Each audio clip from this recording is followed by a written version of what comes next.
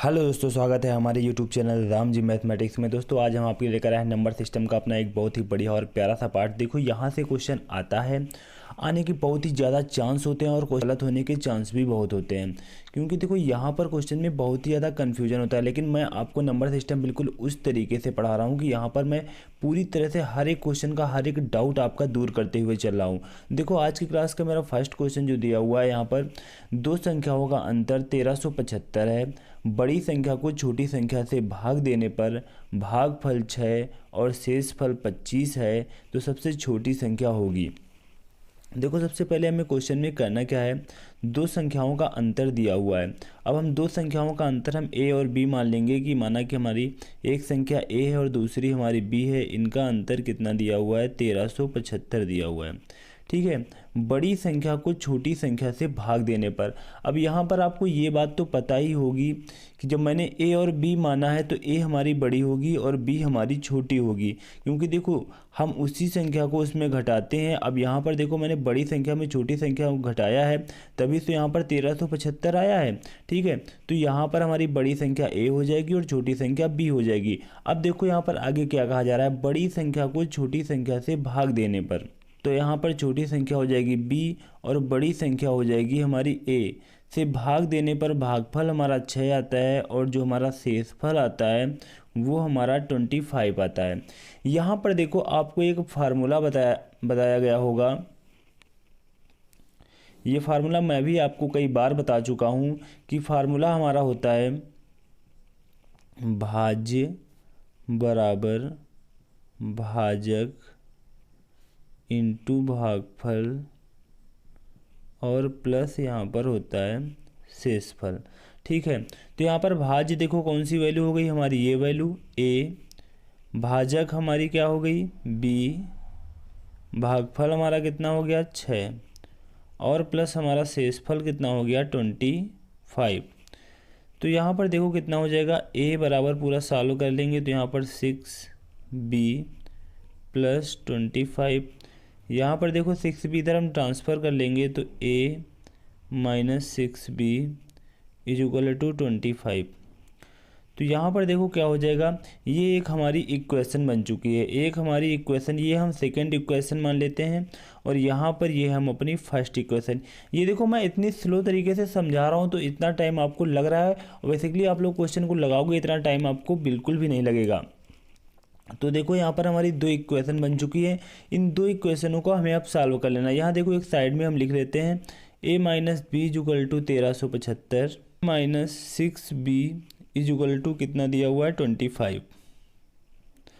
यहाँ पर देखो हम इनको घटा देंगे, माइनस माइनस माइनस ये प्लस हो जाएगा, माइनस हो जाएगा, ये हमारा कैंसिल हो जाएगा, ये बचेगा।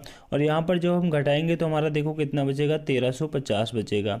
1350 तो b जुगल टू कितना आ जाएगा, यहाँ पर 5 से भाग दे देंगे तो 5 दूनी 10, 3 5 7 35, 270।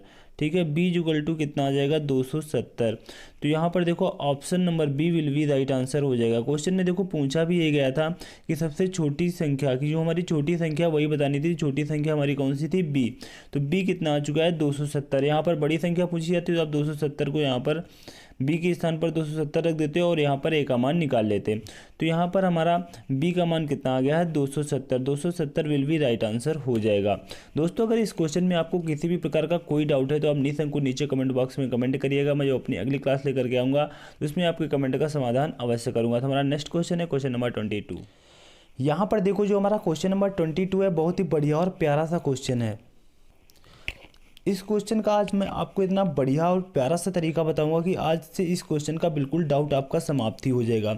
जैसे कि देखो यहाँ पर क्वेश्चन में दिया हुआ है, जब एक संख्या को 14 से विभाजित किया जाता है तो 8 शेष बचता है, लेकिन जब उसी संख्या को 7 से विभाजित किया जाता है तो कितना शेष बचेगा। 14 दी हुई है, ये हमारी 7 से डिविजिबल होनी चाहिए। और यहाँ पर जो हमारा 8 लिखा हुआ है इसको हम 7 से भाग दे देंगे तो हमारा आंसर आ जाएगा। ठीक है, लेकिन यहाँ पर देखो आज मैं आपको बहुत ही बढ़िया और प्यारा सा तरीका बताऊंगा इस क्वेश्चन को करने का। जब भी इस टाइप का क्वेश्चन आए, जब एक संख्या को 14 से विभाजित किया जाता है तो यहाँ पर वो हम संख्या कौन सी माने, सबसे महत्वपूर्ण बात तो होती है संख्या। ठीक है, देखो ट्रिक तो सब लोग बता देते हैं लेकिन ट्रिक बहुत दिन तक माइंड में नहीं रुकती है। मैं यहाँ पर आपको एक बढ़िया और प्यारा सा तरीका भी बताऊंगा, उसके बाद आप लोग चाहे उसको ट्रिक बना लेना चाहे जो बना लेना। ठीक है, यहाँ पर देखो संख्या हम क्या मान लेंगे, संख्या हम वही मान लेंगे जब एक संख्या को 14 से विभाजित किया जाता है 8 शेष बचता है, तो हम संख्या को ही 8 मान लेंगे। ठीक है, अब कहोगे कि सर आपने संख्या को 8 कैसे मान लिया, जब एक संख्या को 14 से विभाजित किया जाता है, अगर हम संख्या हमने 8 मान ली और 8 को जब हम 14 से विभाजित करेंगे तो हमारा शेष कितना बचेगा, भाग हमारा एक भी बार नहीं जाएगा। जब एक बार जा ही नहीं रहा है तो हमारा शेष क्या 8 ही नहीं बच जाएगा, तो हमारा शेष 8 बच जाएगा। ठीक है, नहीं आपको समझ में आया ना, कोई बात नहीं। देखो यहाँ पर मैंने 8 माना, आपको समझ में नहीं आया, संख्या 22 मान ली। ठीक है, संख्या 22 मान ली। अब कह दो आपने 22 कैसे मानी, क्योंकि देखो हमें 8 शेष बचाना है। अब देखो 14 से भाग देंगे तो यहाँ पर कितना शेष बचेगा, 14 से भाग देंगे तो यहाँ पर 8 शेष बच जाएगा। अब आपके समझ में आ गया होगा कि हाँ सर ये वैल्यू तो आपने बढ़िया मानी है कि यहाँ पर देखो 22 मान लिया, 14 से भाग दिया तो 8 शेष बच गया है। ठीक है, लेकिन जब उसी संख्या को 7 से विभाजित किया जाए, अब देखो ये बात तो आपकी बिल्कुल प्रूफ हो चुकी है कि यहाँ पर 8 शेष बचा और यहाँ पर अगर हम 22 मान लें तो भी हमारा 8 शेष बचा। ठीक है, जब उसी संख्या को 7 से, अगर ये बात हमारी यहाँ नीचे भी प्रमाणित हो जाएगी, बिल्कुल हमारा तरीका सही है देखो। लेकिन जब उसी संख्या को 7 से विभाजित किया जाए, संख्या देखो मैंने क्या मानी थी 8, 8 को जब कह रहे हैं जब उसी संख्या को 7 से विभाजित किया जाए तो शेषफल कितना बचेगा, 1 बचेगा। ठीक है, मैंने 2 संख्याएं मानी थी, एक मैंने 22 भी मानी थी। अगर कह रहे हैं उसी संख्या को 7 से विभाजित किया जाए, 7 त्रिक 21, एक ही तो शेष बचा, तो मैं क्यों बड़ी वैल्यू मानूं, मेरा कहने का मतलब है मैं क्यों ज़्यादा लफड़े में फंसूं बड़ी वैल्यू मान करके, जब मेरा छोटी वैल्यू से काम चल रहा है तो हम क्यों जा रहे हैं बड़ी वैल्यू मानने। कंपटीशन का मतलब क्या होता है कि अपने टाइम की बचत, कितने कम टाइम में कितना हम सही परफॉर्मेंस अपना दे पा रहे हैं। ठीक है, क्योंकि वहाँ पर एग्ज़ाम में देखो बहुत ही कम टाइम होता है, एग्ज़ाम का प्रेशर होता है, अच्छे अच्छे क्वेश्चन आते हुए गलत हो जाते हैं। ठीक है, तो हमें बहुत ही यहाँ से संभल करके चलना होगा। तो यहाँ पर देखो मैंने क्या किया, जब संख्या 8 को ही मान करके मेरा काम चल गया तो मैंने 22 को मैं क्यों मानूं, तो यहाँ पर संख्या मैंने 8 मान ली और 8 को मैंने क्या किया, यहाँ पर 7 से भाग दिया तो 1 हमारा कैरी आ गया। तो यहाँ पर option number C will be right answer हो जाएगा, option number C will be right answer हो जाएगा। तो हमारा नेक्स्ट क्वेश्चन है क्वेश्चन नंबर 23। यहाँ देखो बिल्कुल उसी टाइप का क्वेश्चन है, सेम पैटर्न का क्वेश्चन है जैसा आप लोगों ने पिछला क्वेश्चन किया।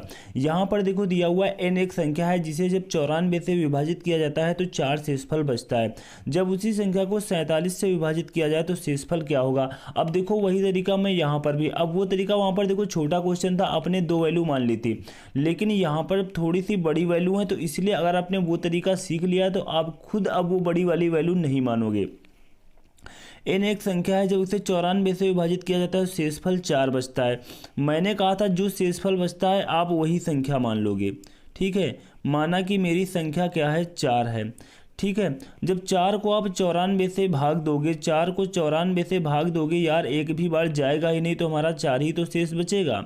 ठीक है, वो मैंने आपको पीछे बिल्कुल प्रूफ करके दिखा दिया है, बिल्कुल प्रूव्ड कर दिया है कि वहाँ पर कैसे 4 बचता है। ठीक है, चाहे मैं 4 मानूँ और चाहे मैं यहाँ पर कितनी मान लूँ, चाहे मैं 98 मान लूँ, 98 मान लूँ, 98 को आप 94 से भाग दोगे, 98 को आप 94 से भाग दोगे तब यहाँ पर 4 शेष बचेगा।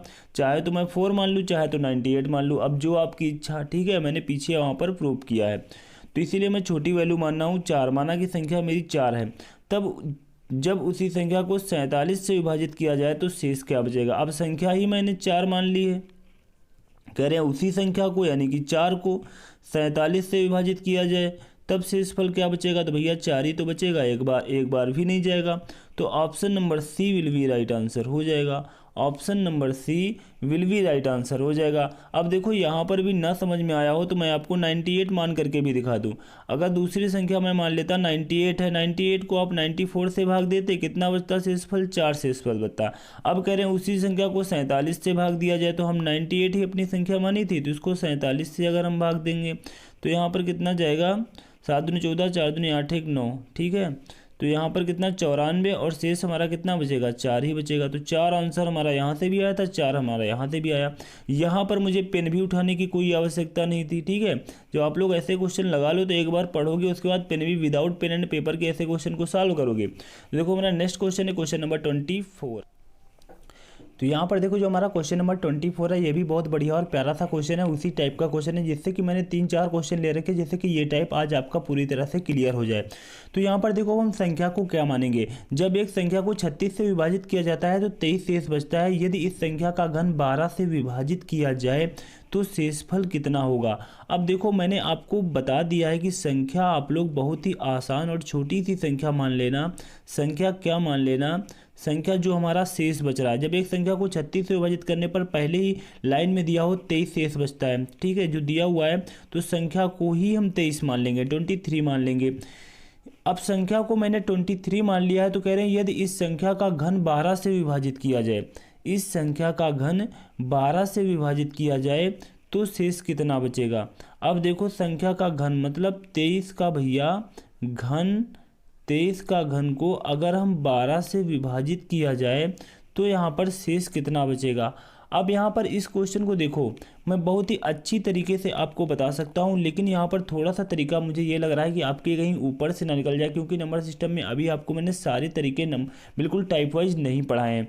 मैं एसएससी जीडी के पेपर के लिए देखो बिल्कुल आपकी सारी उस तरीके से क्लास नहीं ले पा रहा हूँ, नहीं पहले मैं आपका पूरा टाइप वाइज कवर करता, फिर आपको सारे मिक्स क्वेश्चन कराते हुए चलता। लेकिन यहाँ पर पेपर में टाइम बहुत कम है, इसीलिए मैं जितने भी इंपॉर्टेंट और सिलेक्टेड क्वेश्चन है वो आपके लिए मैं लेकर के आ रहा हूँ डेली, ठीक है। तो यहाँ पर देखो 23 को मैं यहाँ पर चाहो तो आप इसका घन निकालो पहले, लेकिन अब देखो वहाँ पर आपका टाइम लॉस होगा। 23 इंटू 23 इंटू 23, इसको 3 बार करोगे और देखो हम 12 से भाग देंगे। जब 12 से हम यहाँ पर भाग देंगे तो यहाँ पर देखो कितना बचेगा। अब देखो यहाँ पर एक तरीका तो ये होता है, हम यहाँ पर 23 का 3 बार मल्टीप्लाई कराएं, 23 का घन निकालें, ठीक है, उसके बाद हम 12 से भाग दें, ठीक है। लेकिन अब वो बच्चों वाले तरीके से अगर हम करने लगे तब तो हमारा क्वेश्चन में बहुत ही अच्छा टाइम टेकिंग हमारा हो जाएगा, ठीक है। तो यहाँ पर देखो हम यहाँ पर इस तरीके से भाग देंगे, जैसे कि यहाँ पर देखो 12 का भाग यहाँ पर हम दे रहे हैं, तो 12 का अगर 2 बार यहाँ पर भाग जाएगा तो 12 दूना कितना होता है 24 होता है, लेकिन एक बार ज़्यादा जा रहा है कितना, तो यहाँ पर -1 लिख देंगे, ठीक है। एक बार ज़्यादा गया ना, तो इसी बार मैंने इसमें भी एक बार यानी 2 बार भाग दिया, 12 दूना 24, तो एक ज़्यादा गया तो यहाँ पर भी -1, यहाँ पर भी मैंने भाग दिया तो एक बार ज़्यादा गया, यहाँ पर भी -1 हमारा एक्स्ट्रा बचा। बीच में देखो मल्टीप्लाई का चिन्ह है तो मल्टीप्लाई कर देंगे, तो यहाँ पर देखो कितना बचा -1, तो यहाँ पर कितना आ जाएगा -1, और अब देखो यहाँ पर जब हमारा -1 आ चुका है 12 से भाग देने पर, तो यहाँ पर आपको कैरी हमेशा कभी माइनस में नहीं लिखा जाता है, इसलिए जब माइनस में आ जाए तो यहाँ पर प्लस यही 12 हम ऐड कर देंगे, तो हमारा कैरी कितना आ जाएगा 11 आ जाएगा, ठीक है। कैरी हमारा कितना आ जाएगा 11 आ जाएगा। यहाँ पर देखो 11, option number A will be right answer हो जाएगा, option number A will be right answer हो जाएगा। आप लोग इसी तरीके से अब कैरी यहाँ पर निकालना, ठीक है। ये तरीका बहुत ही बढ़िया और प्यारा सा और सॉलिड तरीका होता है, सेकेंडों में आपको आंसर निकाल करके दे देगा। तो हमारा नेक्स्ट क्वेश्चन है क्वेश्चन नंबर 25। यहाँ पर देखो मैं हर क्वेश्चन में लगभग एक बात आपको बताना भूल गया हूँ कि यहाँ पर जो पहली संख्या है, जब एक संख्या को 36 से विभाजित किया जाए तो 23 शेष बचता है। यदि इस संख्या के घन को 12 से विभाजित किया, जो सेकंड में आपसे कहा जाता है 12 से विभाजित किया जाए, तो यहाँ पर आपको इस वैल्यू से इस वैल्यू को चेक करना होता है कि ये इससे पूर्णतया डिवाइड है कि नहीं है। 12×3 अगर ये इससे पूर्णतया विभाजित होती है तभी आपका ये नियम लगेगा, अन्यथा ये नियम आपका नहीं लगेगा। फिर आप लोग बेसिक से लगा लेना। लेकिन यहाँ पर जितने भी क्वेश्चन पूछे गए, जितने भी क्वेश्चन पूछे जाते हैं, उनमें सब में यही क्वेश्चन पूछा जाता है और यही तरीका हमारा लगता है। तो हमारा नेक्स्ट क्वेश्चन है क्वेश्चन नंबर 25। अब यहाँ पर देखो जो हमारा क्वेश्चन नंबर 25 दिया हुआ है, बहुत ही बढ़िया और प्यारा सा क्वेश्चन है। जब दो संख्याओं को 17 से विभाजित किया जाता है तो क्रमशः 13 और 11 शेष बचता है। यदि उन संख्याओं के योगफल को 17 से विभाजित किया जाए तो तब शेषफल। देखो जो बात मैंने अभी आपको ऊपर क्वेश्चन में बताई है कि यहाँ पर ये नियम सभी क्वेश्चन में लगभग फॉलो होता है। कौन सा नियम? 17 से विभाजित किया जाए, ठीक है। तो यहाँ पर देखो जो नीचे कहा जाता है उनके योगफल को 17 से विभाजित किया, ये संख्या इस संख्या से हमेशा डिवाइड होती है। 17 देखो 17 से डिवाइड होगा। जब दो दो देखो दो संख्याओं को जब दो संख्याओं को 17 से विभाजित किया जाए तो 13 तथा 11 शेष बचता है। तो जो हमारा शेष बचता है वही हम अपनी संख्याएं, देखो मैंने कहा था जो शेष बचे वही संख्या मान लेना।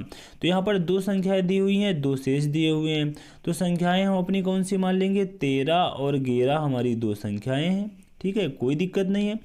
यदि उन संख्याओं के योगफल को 17 से विभाजित किया जाए, जो हमने संख्याएं ही 13 और 11 मान ली है, तो कह रहे हैं यदि उन दो संख्याओं के योगफल को, तो भैया क्या इनका हम योग नहीं निकाल सकते, बहुत महारत हासिल है हमें। तो यहाँ पर कितना हो जाएगा 24 को जब यहाँ पर अब हम 17 से विभाजित कर देंगे तो कितना हो जाएगा 4 3 7, 4 3 7 हमारा option number D will be right answer हो जाएगा। Option number D will be right answer हो जाएगा। तो हमारा नेक्स्ट क्वेश्चन है क्वेश्चन नंबर 26। देखो यहाँ पर जो क्वेश्चन नंबर 26 दिया हुआ है, मैं क्वेश्चन नंबर 26 में आपको 2-3 बातें बताऊंगा, क्योंकि यहाँ पर 3-4 प्रकार के क्वेश्चन बनते हैं। मैं 3-4 प्रकार की बातें यहीं पर बता दूंगा, जिससे कि इस टाइप का क्वेश्चन बिल्कुल आपका क्लियर हो जाए। यहाँ पर देखो जब भी आपका इस टाइप से क्वेश्चन है, जैसे कि यहाँ पर देखो मैं यहाँ ए और बी में आपको बता देता हूँ कि जैसे ए की पावर आपको 2 दी हुई है और प्लस यहाँ पर बी की पावर 2 दी हुई है। आपसे कहा जाए ये संख्या किससे विभाजित होगी, तो यह संख्या हमेशा a प्लस बी से विभाजित होगी। ठीक है, जब भी इस तरह से वैल्यू देखो, जैसे यहाँ पर दिया हुआ है, मैं अभी समझा रहा हूँ, जब क्वेश्चन करके दिखाऊंगा तो बहुत ही अच्छी तरीके से समझ में आएगा।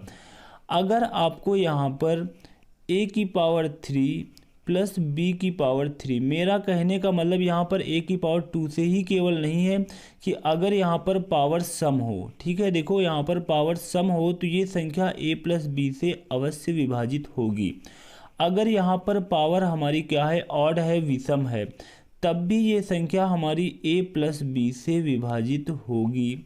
ठीक है, दो बातें हो गई।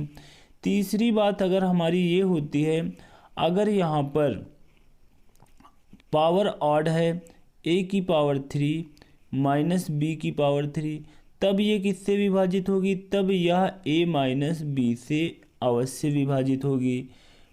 ठीक है, तीसरी बात हो गई हमारी।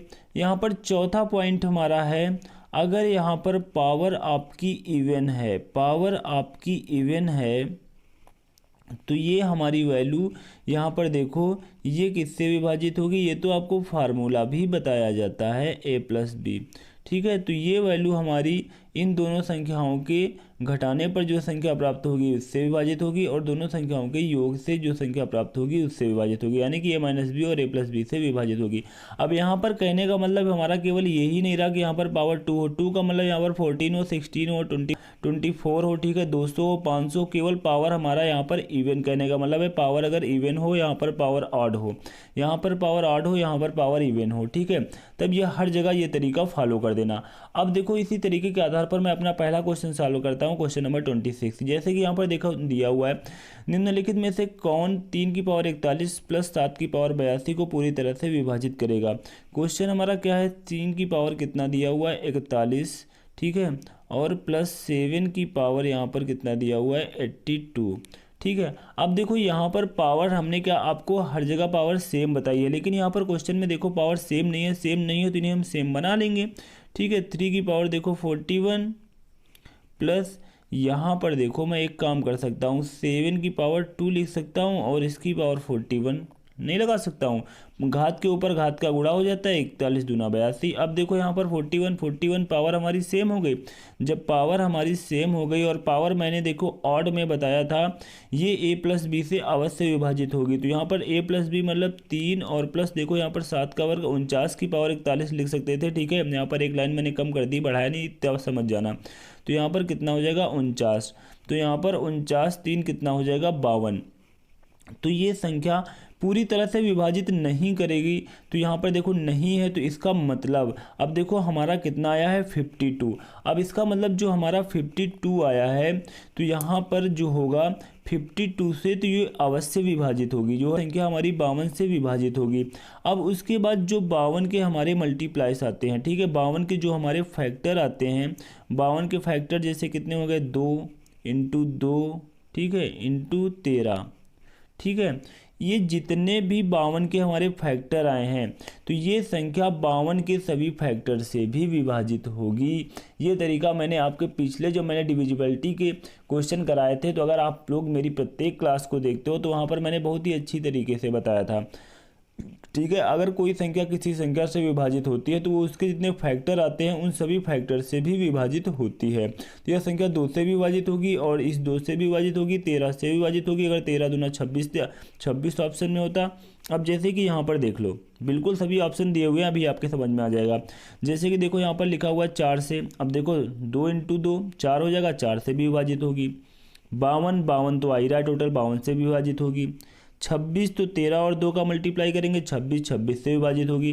ठीक है, कुल मिला के इन सभी फैक्टरों से विभाजित होगी, इन सभी फैक्टरों के गुणनखंड यानी गुणा करने पर प्राप्त संख्याओं से विभाजित होगी और टोटल पूरी संख्या 52 से तो विभाजित होगी। तो यहाँ पर केवल कौन सी संख्या आ रही है? 57 से विभाजित नहीं होगी। Option number C will be right answer हो जाएगा। दोस्तों हमारा नेक्स्ट क्वेश्चन है क्वेश्चन नंबर 27।